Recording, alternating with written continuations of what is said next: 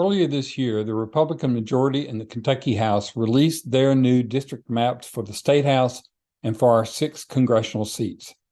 And just as we knew they would be, the maps were tremendously gerrymandered. In other words, they were not drawn simply to reflect population shifts. Instead, they were drawn to specifically benefit Republicans in elections and to get rid of as many Democrats as possible.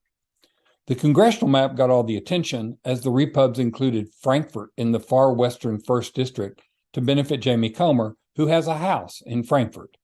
It was one of the more outrageous gerrymanders in the nation and made the Kentucky map the laughingstock of the political media. But it was the map for the Kentucky House that did the most damage. From the beginning, it was obvious that Republicans were using their new map to target certain people, specifically Democratic women. They began by putting multiple incumbent Democratic women in the same district, thus ensuring that at least one woman in each district would be gone. By using that tactic, they got rid of Mary Lou Marzian and Mackenzie Cantrell.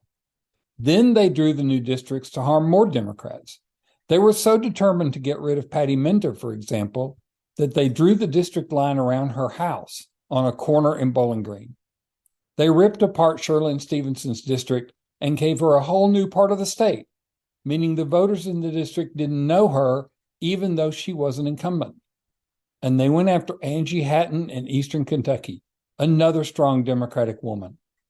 It wasn't just the women they went after, though. They took Covington and split it 5 ways to Sunday, giving Buddy Wheatley almost a whole new district that was more Republican.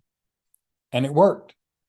Of the Dems that lost Kentucky House races, almost every one can be traced back to the gerrymandering by the Republicans.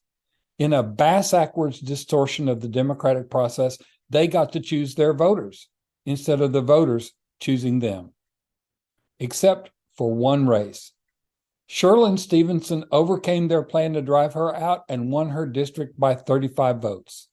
At least one strong Dem woman got to say F you to the attack on her by the Repubs. Everyone knows the maps are rigged. Even Judge Wingate, who yesterday ruled against the Democrats in their lawsuit to get the maps thrown out, said that the maps were obviously partisan gerrymanders. At this point, the only way we get fairly drawn maps in Kentucky is for the state Supreme Court to throw out the current ones on the same basis as the courts used in Pennsylvania and North Carolina, that the state constitution calls for free and fair elections, and the gerrymandered maps in those states did not meet that criteria.